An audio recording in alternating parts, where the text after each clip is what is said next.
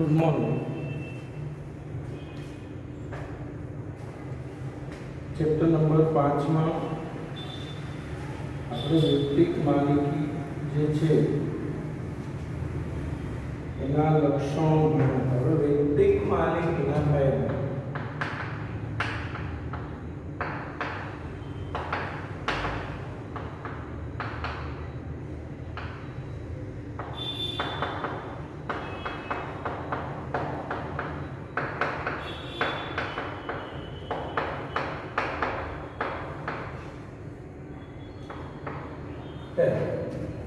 વૈયક્તિક માલિકીમાં સરળ સ્થાપના વિધિ. ગયા લેક્ચરમાં પણ જે લક્ષણો હતા એમાં મુદ્દો હતો કે વૈયક્તિક માલિકીની જે સ્થાપના વિધિ છે એ ખૂબ જ સરળ છે.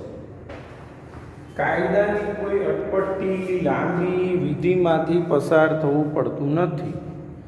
કોઈ વ્યક્તિને વિચાર આવ્યો અને ધંધો શરૂ કરી દે, એના માટે એને કોઈ પણ પ્રકારની કોઈ લાંબી વિધિની જરૂર પડતી નથી. જે ભાગીદારી કંપની બધામાં જરૂરિયાત છે એ પ્રમાણે વૈયક્તિક માલિકીની સ્થાપના વિધિ એકદમ સરળ છે. તમને આજે વિચાર આવ્યો કે ભાઈ મારે આ બિઝનેસ શરૂ કરવો છે, તો તમે એ ધંધો શરૂ કરી શકો. એમાં તમારે કાયદાની કોઈ વિધિમાંથી પસાર થવું પડતું નથી. એટલે પહેલું સરળ સ્થાપના વિધિ. વૈયક્તિક માલિકીની સ્થાપના વિધિ સરળ છે. આ પ્રથામાં કોઈ પણ પ્રકારના દસ્તાવેજો તૈયાર કરવાના હોતા નથી. કાયદાની કોઈ અટપટી કે જટિલ વિધિમાંથી પસાર થવું પડતું નથી. આથી ઓછી મૂડીવાળો અશિક્ષિત કે સામાન્ય કૌશલ્ય ધરાવતો વ્યક્તિ પણ ધંધો શરૂ કરી શકે. ઓછી મૂડીવાળો અશિક્ષિત કે સામાન્ય કૌશલ્ય ધરાવતો માણસ પણ ધંધો શરૂ કરી શકે છે. પહેલું સરળ સ્થાપના વિધિ, બીજું ઓછી મૂડી. વૈયક્તિક માલિકીના ધંધામાં મૂડીની જે જરૂરિયાત છે એ કેવી રહે છે? ઓછી. તમે ઓછી મૂડીએ પણ ધંધો શરૂ કરી શકો છો. એટલે કે મૂડી ઓછી જ રહે છે. ઓછી મૂડી એ વૈયક્તિક માલિકીની અગત્યની લાક્ષણિકતા અને વિશિષ્ટ લાભ છે. વૈયક્તિક માલિક ઓછી મૂડીથી વેપાર કરી શકે. વધુ નાણાંની જરૂર પડે તો માલિક ઓછીના નાણાં લાવીને પણ ધંધામાં રોકી શકે. એટલે ઓછી મૂડીથી પણ વ્યક્તિ છે એ ધંધો શરૂ કરી છે અને જરૂર પડે તો એ ઓછીના નાણાં લાવીને પણ ધંધામાં રોકી શકે છે. ત્રીજું, રહસ્યોની જાળવણી.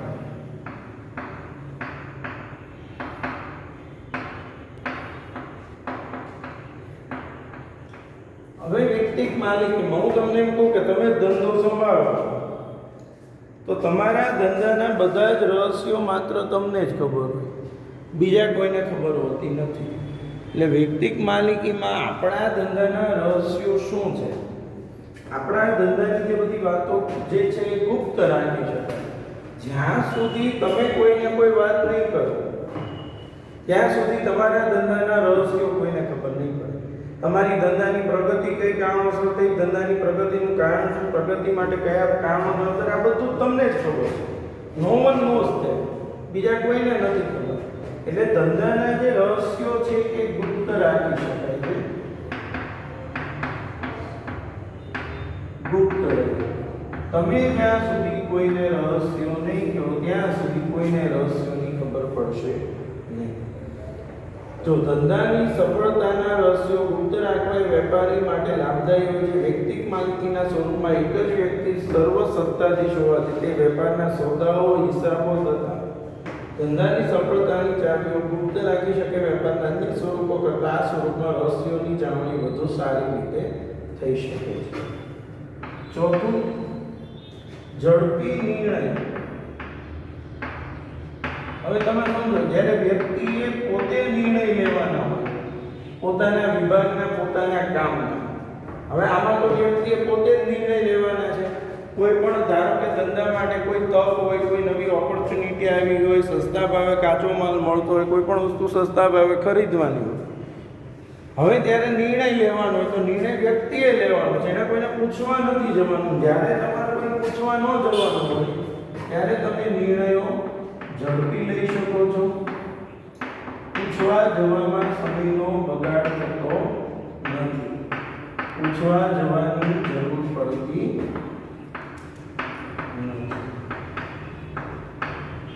તમે પોતે જ નિર્ણયો લઈ શકો છો અને એના માટે તમારે કોઈને પૂછવા જવાની કોઈ જરૂર પડતી નથી. જો વૈયક્તિક માલિકી ધંધા વિષયક બાબતોનો સર્વોપરી નિર્ણાયક હોવાથી પોતાના ધંધાને સ્પર્શતી મહત્વની બાબતો અંગે ત્વરિત નિર્ણયો લઈ શકે છે. બજારની રૂખ અને બદલાતા સંજોગો અનુસાર ઝડપી નિર્ણયો લઈ શકે છે. ત્યારબાદ વ્યક્તિગત સંપર્ક.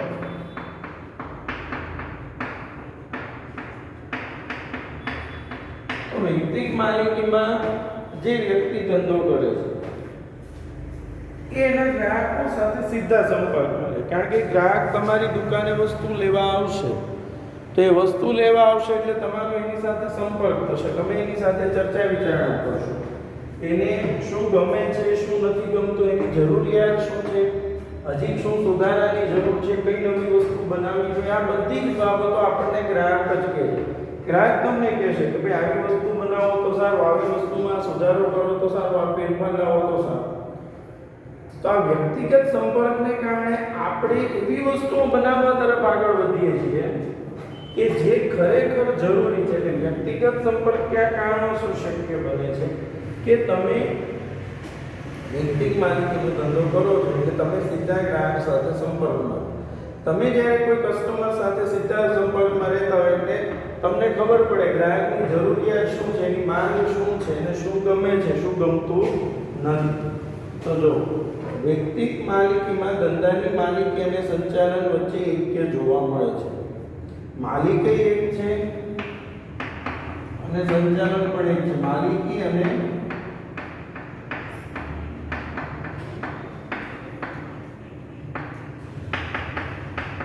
બંને સાથે એક સાથે કામ કરે છે. માલિક પોતે જ ધંધાનું સંચાલન સૂત્ર પોતાના હાથમાં રાખતો હોવાથી ગ્રાહકો, કર્મચારીઓ તેમજ લેણદારો સાથે તે અંગત અને વ્યક્તિગત જીવન સંપર્ક સાધી શકે છે. બદલાતા વેપાર વલણો, ફેશન તેમજ ગ્રાહકોની રુચિ અનુસાર ઉત્પાદન અને વિતરણ વ્યવસ્થામાં જરૂરી ફેરફારો કરી પોતાનું બજાર સાચવી શકે છે. એટલે ગ્રાહકના વલણ, ફેશન, ગ્રાહકોની રુચિ, બદલાતી જતી ટેવો, આ બધી જ બાબતો એ વ્યક્તિગત સંપર્ક રાખી શકે છે. અને માલિક પોતે જ ધંધાનું સંચાલન પોતાના હાથમાં રાખતો હોવાથી ગ્રાહકો, કર્મચારીઓ, લેણદારો સાથે અંગત અને વ્યક્તિગત સંપર્ક સાધી શકે છે. બદલાતા વેપાર વલણો, ફેશન અને ગ્રાહકોની રુચિ અનુસાર ઉત્પાદન અને વિતરણ વ્યવસ્થામાં જરૂરી ફેરફાર કરી પોતાનું બજાર સાચવી શકે છે. પછી પરિવર્તનશીલતા. હવે જો વૈયક્તિક માલિકીમાં સમય, સંજોગો અને પરિસ્થિતિ પ્રમાણે તમે ધંધો બદલી શકો છો. હું તમને એમ કહું કે તમે કોઈ ધંધો કરો છો, તમને એમ લાગે કે આ ધંધાની અંદર હવે કશું રહ્યું નથી અથવા આમાં હમણાં ધંધો ચાલે તેમ નથી, આમાં ખોટ જાય એમ છે, નુકસાન છે, તો તમે ધંધો બદલી શકો છો. એના માટે તમારે કોઈને પૂછવા જવાની જરૂર પડતી નથી. એટલે કે આજે હું એમ કહું કે આ કોરોના ને બધું આવ્યું તો કોરોનાને લીધે તમને હું એક બેસ્ટ એક્ઝામ્પલ આપું. Ajay Modi tours and travellers છે, બહુ સારું નામ છે અમદાવાદની અંદર, બરાબર છે.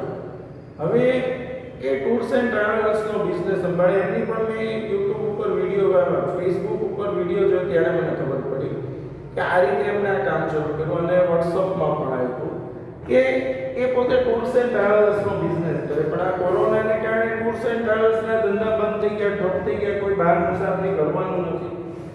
તો એમણે પોતાની જે ઓફિસ છે, બરાબર છે, વસ્ત્રાપુર, ત્યાં એમણે શું કર્યું તો ત્યાં એમણે ગૃહ ઉદ્યોગ શરૂ કર્યો. નાસ્તા, કાકરી, કે ભાઈ ડિપ્રેશનમાં જવું, ધંધા નથી, ડિપ્રેશનમાં જવું, ટેન્શન લેવું, એના કરતાં બેટર છે કે આપણે આપણો ધંધો અત્યારે બદલીએ, જ્યારે પરિસ્થિતિ સામાન્ય થઈ જશે ત્યારે પાછો આપણો જે ધંધો છે સંભાળીશું.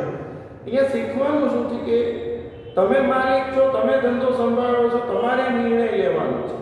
અને જ્યારે નિર્ણય આપણે લેવાનો હોય ત્યારે આપણે સમય, સંજોગો અને પરિસ્થિતિ પ્રમાણે ધંધામાં ફેરફાર કરી શકીએ. એટલે પરિવર્તનશીલતા એ વૈયક્તિક માલિકીમાં શક્ય છે. જો વૈયક્તિક માલિકીમાં બદલાતા સંજોગોની સાથે સાથે માલિક પોતાના વેપારમાં જરૂરી ફેરફારો ખૂબ જ સરળતાપૂર્વક કરી શકે. ઝડપી નિર્ણય અને સતત જાગૃતિને લીધે ધંધામાં પરિવર્તનશીલતા લાવી શકે છે. પછી કરવેરાનો ઓછો.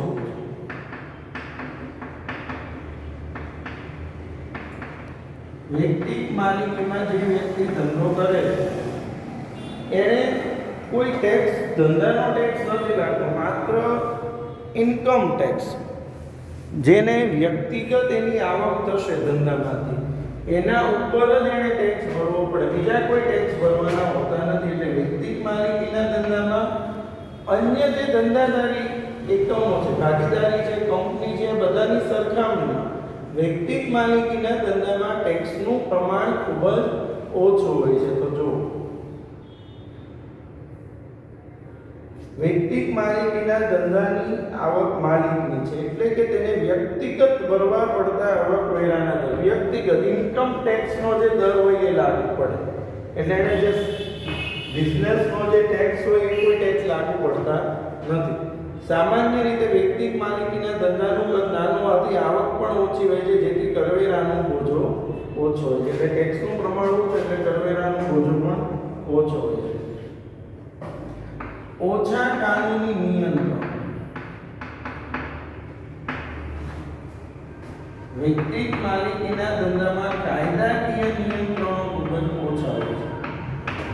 કાયદાની, કાનૂનની કોઈ અટપટી વિધિમાંથી આમાં પસાર થવું પડતું નથી, કારણ કે કાનૂની નિયંત્રણ એટલા માટે વૈયક્તિક માલિકીના ધંધામાં કોઈ કાયદાકીય જે બધા નિયંત્રણો એ હોતા નથી. તો જો વેપારી વ્યવસ્થાના અન્ય સ્વરૂપોની સરખામણીમાં વૈયક્તિક માલિકીમાં કાનૂની નિયંત્રણો ઓછા હોય છે.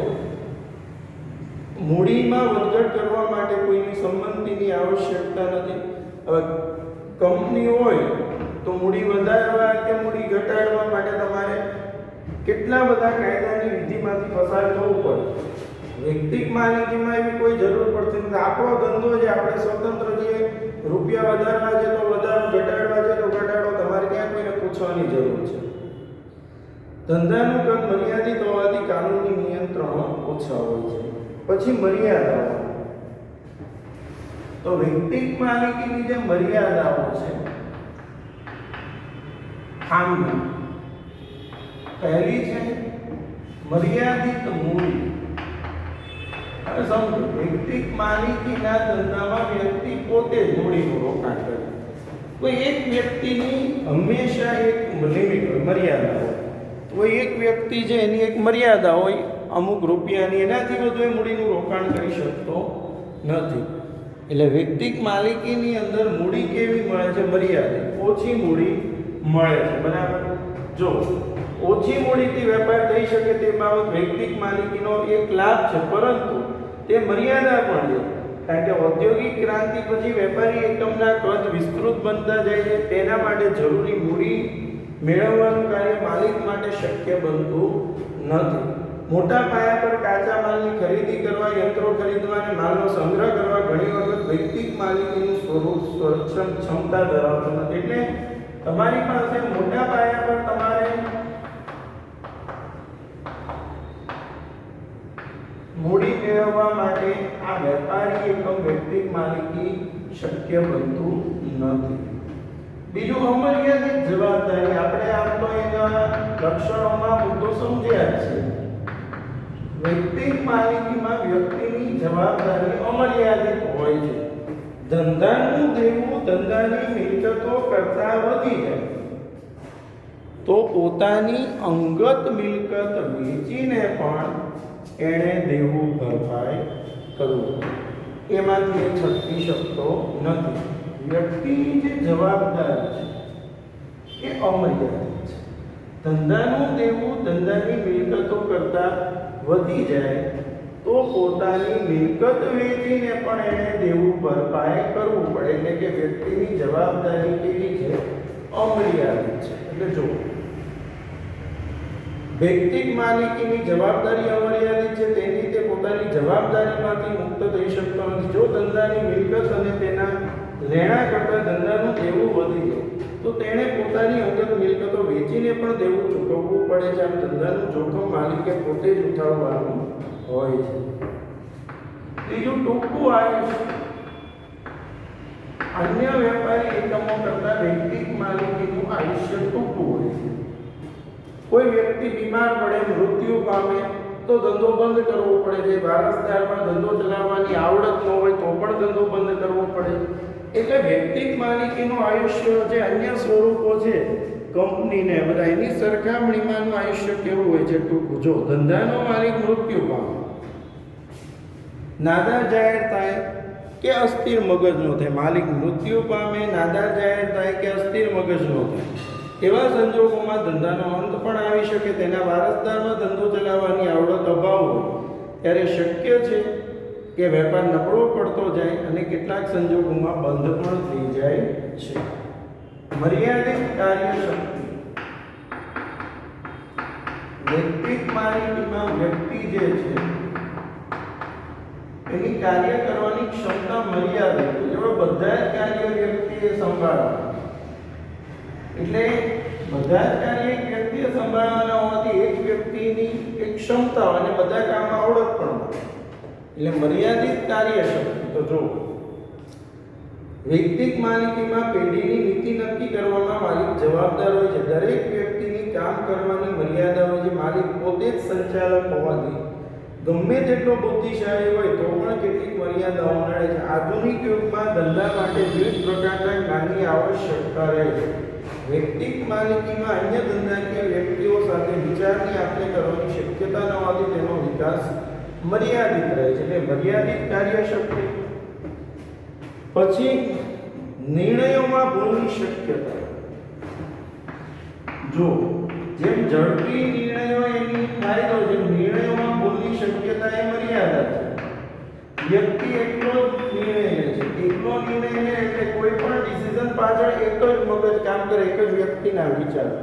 અને સર એક વ્યક્તિના વિચારોમાં ઘણી ખામી હોય. તમને એમ કહું કે એક વ્યક્તિ જે પોતે નિર્ણય તો લેતો હોય પણ ઘણી વખત કેવું થાય કે એ નિર્ણય લે છે એમાં ભૂલ રહી જાય. ભૂલ એટલા માટે રહે કારણ કે કોઈ બાબત પાછળ તમે આપણે જાણીએ છીએ જ્યારે કોઈ નિર્ણય 5-7-10 વ્યક્તિઓ ભેગા થઈને નિર્ણય લે તો એ નિર્ણય સારો લઈ શકે, પણ જ્યારે એક જ વ્યક્તિ નિર્ણય લે તો એ નિર્ણય સારો લઈ શકાતો નથી. કારણ કે એક જ મગજ દોડે છે કે જે દિશામાં દોડે એ જ નિર્ણય લે છે. એટલે જો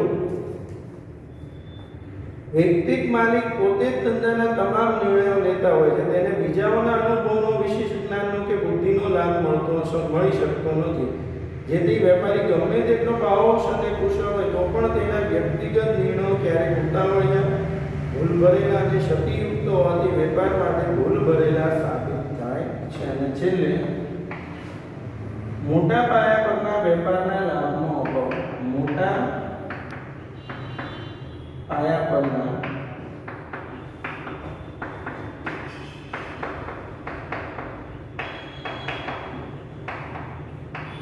વ્યક્તિગત માલિકીમાં મૂડીની મર્યાદા છે, સાથે મોટા પાયે તમે ધંધો શરૂ કરવો તો એ શક્ય બનતું નથી. કારણ કે વધારે મૂડી રોકાણની વ્યક્તિની ક્ષમતા હોતી નથી. એક વ્યક્તિની એક મર્યાદા છે, એનાથી વધુ એ મૂડીનું રોકાણ કરી શકતો નથી. બીજું, મોટા પાયા પર વેપાર કરવા માટે ઘણીવાર મોટા પાયે કાચો માલ ને બધું ખરીદવાનું હોય, પણ એ મોટા પાયા પર કાચો માલ ખરીદવા માટે જે મૂડીની આવશ્યકતા હોય છે એટલી મૂડી વ્યક્તિ પાસે હોતી નથી. એટલે જે વ્યક્તિગત માલિકીને મોટા પાયા પરના ધંધાનો જે લાભ મળવો જોઈએ એ લાભ મળી શકતો નથી. એટલે મોટા પાયા પરના વેપારના લાભનો આમાં અભાવ છે. જો વ્યક્તિગત માલિકીમાં મર્યાદિત મૂડીને લીધે વેપાર સીમિત રહે છે, મર્યાદિત રહે. અમર્યાદિત જવાબદારીને લીધે, અને બીજી વસ્તુ જવાબદારી કે અમર્યાદિત છે એટલે વ્યક્તિ મોટું જોખમ લેતા અચકાય કે ભાઈ નુકસાન થઈ જશે તો, મોટું નુકસાન થશે તો, એટલે વ્યક્તિ નુકસાન થવાના ડરથી એ અચકાય છે, બરાબર છે, અને મોટું સાહસ કરવા તૈયાર થતો નથી. નાના પાયા પર ખરીદ વેચાણ થતો હોવાથી મોટા પાયા પરની ખરીદી અને વેચાણના લાભ મળતા નથી. એટલે નાના પાયા પર વેપાર કરે એટલે મોટા પાયા પર જે ખરીદી અને વેચાણનો લાભ મળવો જોઈએ મળતો નથી.